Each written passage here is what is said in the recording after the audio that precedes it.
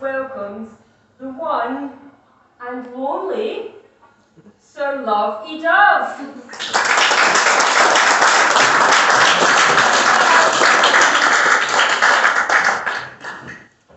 Yes, welcome. I shall be reading selections from my autobiographical trilogy, the first of which is called Site-Specific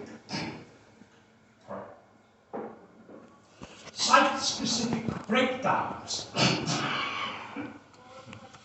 think I'm having one now. I shall also be reading from the second in the series, Theatre, What a Life, Life, What a Theatre. And of course from my latest, which is currently in bookshops, and copies of which I'll be signing afterwards in the toilets, simply entitled The Physiognomy of a Polymath. You were just sneezing. Yeah? Okay. Well, I'm a firm believer in media res, so let's start with the climax, shall we? Crosswords down. Here we go. Crosswords down.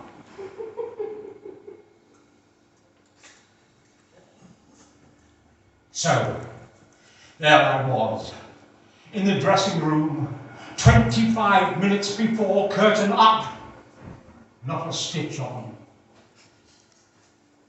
In bursts the director, practically took the dressing room door off its hinges, looks me straight in the eye, and asks me the question that we actors both dread and desire in almost equal measure.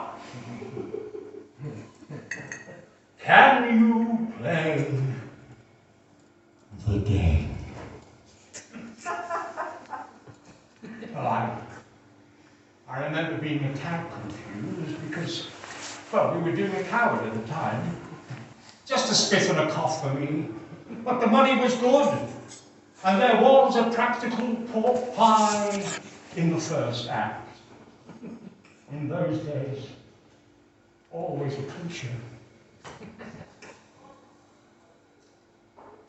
Now, it transpires that the actor from the Lyceum across the road, Simon something or other, you won't have heard of him, drinks like a fish, lovely theatre, the Lyceum, but a tad commercial for my liking.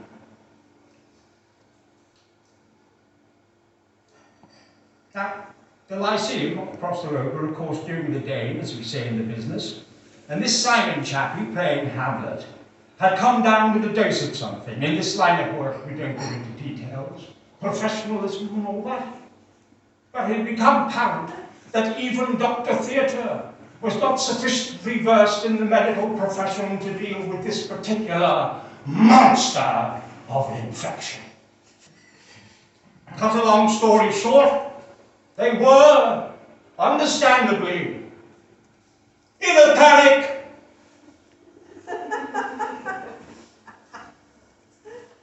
Now, the director, I mean the director of the Danish play, had gleaned from my coward program notes, that's in my youth, when my legs were a bit sturdier, that I had been in the award-winning St. John Brandage production in the early 80s, and that I had understudied the Brandage himself. True. Mandy, yes, you were right. Tough crowd.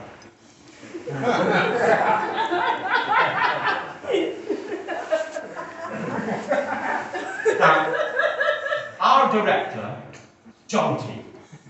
Dreadful scandal, nothing proven. John T. is waiting for my response to the Dane question.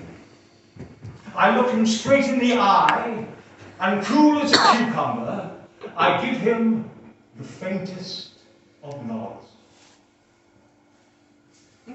He crumples with relief, and the colour comes back to his face. Now here's the crux!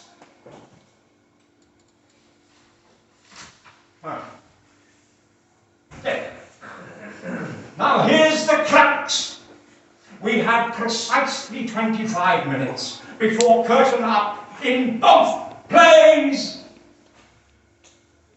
The dressing room was now filled with the helpers from various departments of the theatre, all cackling and clucking as they do. I would normally have enjoyed their attentions, but I was busy mentally speed-running the Dane.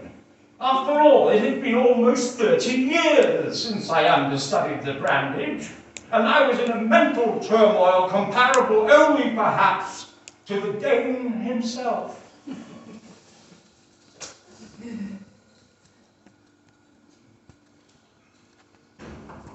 Of course, it would have been less than professional to transmit anything other than utter tranquility and serenity to the helpers. Is there anything we can do? What about the bedroom scene, they cried. Is there anything we can get you? Intoned Jonty. Without changing the aforementioned cool as a cucumber stare, I look him straight in the eye and say, "A gin and tonic will suffice." Oh yes, we laughed. How we laughed. The dressing room and indeed the corridor rocked with the eavesdropping mean-eagle's laughter. We all laughed maniacally. What?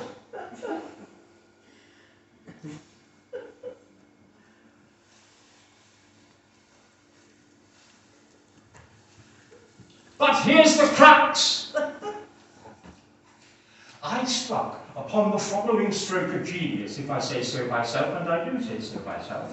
It is a well-known fact, indeed there is no better-known fact in British theatre, that Hamlet does not make an entrance into the play which bears his name until Act 1, Scene 4, line 168, to be precise.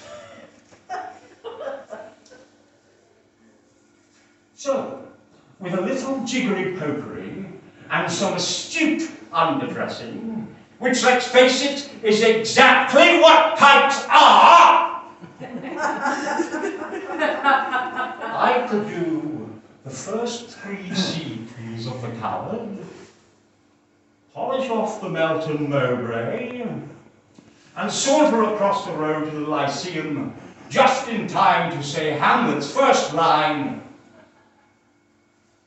"More in kin and less than kind," which, for reasons better known to the purple vein of creativity, I decided I would deliver in my almost perfect German. Well, let's face it. What modern audience wants to sit through Hamlet's purple passages in Elizabethan English for the 100th time? As soon as I hear to be or not to be, oh, frankly, I just want to nap! But give an audience, bless you, give an audience, sein Oder nix dein, seins das ist dein Fleisch! And it gives it a certain frisson. The audience tend to prick up their ears and hear the entire soliloquy, indeed the entire play, afresh. In German. So, I do the first 3 scenes of The Coward, and with only slight indigestion from the Melton Mowbray, I jog over to the Lyceum with a small entourage to fulfill my dramatic destiny.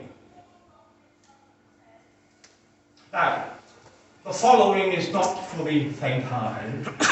So if there's any of you, have a negative predisposition to excitement, I would prefer you leave the auditorium now. No, not really. There's bingo after this. You'll miss the bingo. Okay, so, no, well, you have been warned. I'm in the wings at the Lyceum, awaiting my grand entrance. It is 8:05 p.m. in real time, a chilly September morning in Elsinore. About 11 a.m., judging by the ambient stage lighting. Jonty, who was standing in the wings for moral support, has just fainted. I wait. My cue approaches. I wait. My cue comes. I wait. If life is a series of moments, then this indeed was a series of moments. I'm upstage right, and of course everybody expects Hamlet to enter from downstage left, but I like to surprise the audience and cast members alike by alternating my entrances. I enter almost exactly on cue, not in the traditional fashion, but trotting backwards. And waving goodbye to our dubious friend reality, and turning downstage to greet Shakespeare's internal intellectual landscape.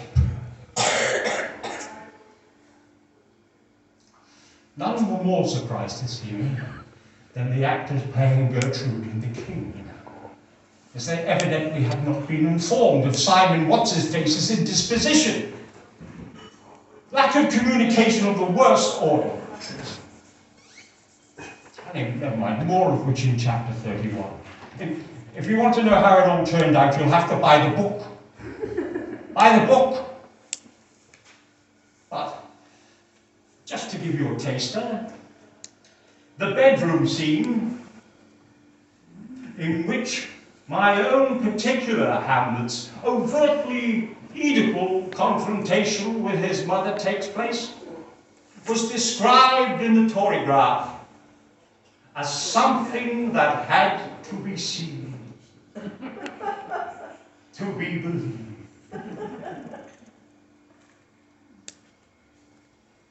It's the actress playing Gertrude, Hamlet's mother.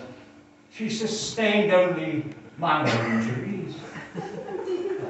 I think she sought to overplay them, actually, in my humble opinion. What's actress's story? Oh, and a word to the wise. Never scratch an actor, because you might find an actress. Buy the books! Buy the bloody books!